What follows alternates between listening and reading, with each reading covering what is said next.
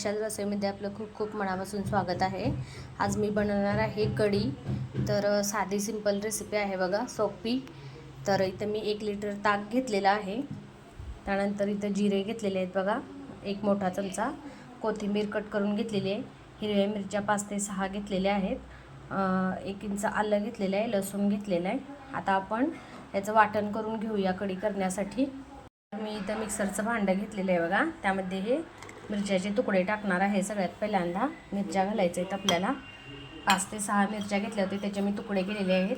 6 ते 7 लसूण पाकळ्या घालणार आहे बघा। त्यानंतर यामध्ये आपल्याला हे आलं घालायचं आहे। त्यानंतर 1 चमचा जिरे, थोडीशी कोथिंबीर कट केलेली। आता यामध्ये आपल्याला बेसन पीठ घालायचं आहे बघा। 4 चमचे मी बेसन पीठ घालणार आहे। पोहे खायच्या चमच्याने मी हे बेसन पीठ घेतलं आहे बघा।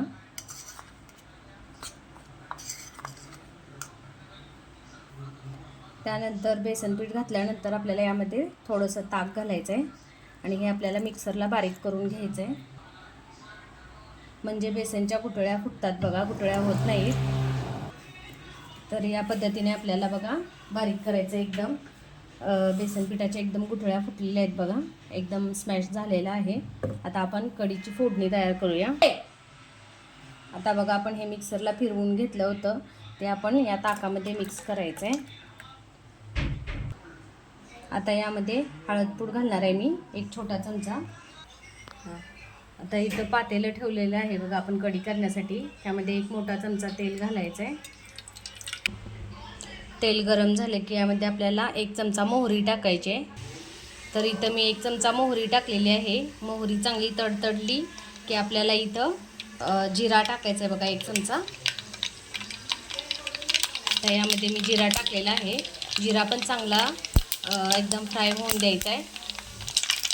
त्यानंतर यामध्ये आपल्याला ठेचलेला लसूण घालायचा आहे। 5 ते 6 पाकळ्या मी ठेचून घेतल्या होत्या, तो लसूण घालायचा आहे।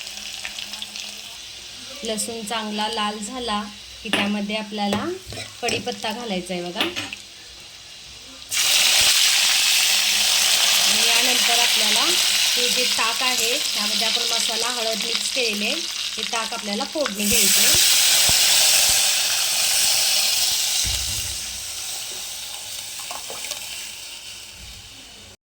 आता या ताकाच्या भांड्यामध्ये मी थोडंसं पाणी घालणार आहे आणि हे पाणी असं मिक्स करून घ्यायचं आहे व्यवस्थित। आणि हे पाणी आपल्याला या कढीमध्ये घालायचं आहे बघा। आता या कढीमध्ये आपल्याला चवीनुसार मीठ घालायचं आहे बघा।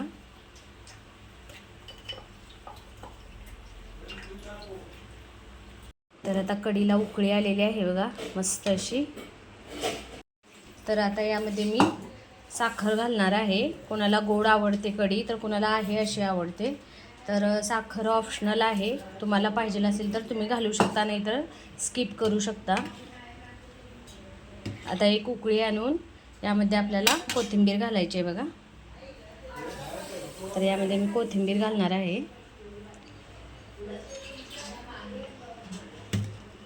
आता उकळी आली की आपल्याला गॅस बंद करायचा आहे।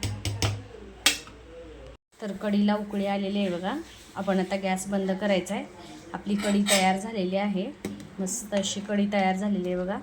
या पद्धतीने तुम्ही पण करून बघा, खूप छान लागते कढी। तर इथं बघा कढी तयार झालेली आहे मस्त अशी। त्याचबरोबर इथं आपला गरम गरम भात आहे बघा, त्याच्यावरती तूप घातलेलं आहे। तर गरम गरम भातावरती तूप आणि कढी इतकं मस्त लागते ना असं। तर तुम्ही पण या पद्धतीने कढी करून बघा, खूप छान होते।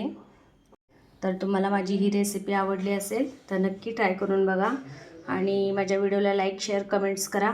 सोबतच माझ्या यूट्यूब चॅनलला सबस्क्राईब करा आणि बेल आयकॉनवरती प्रेस करा, म्हणजे माझ्या नवनवीन रेसिपीज आणि नवनवीन व्हिडिओज तुम्हाला पाहायला मिळतील। थँक्यू।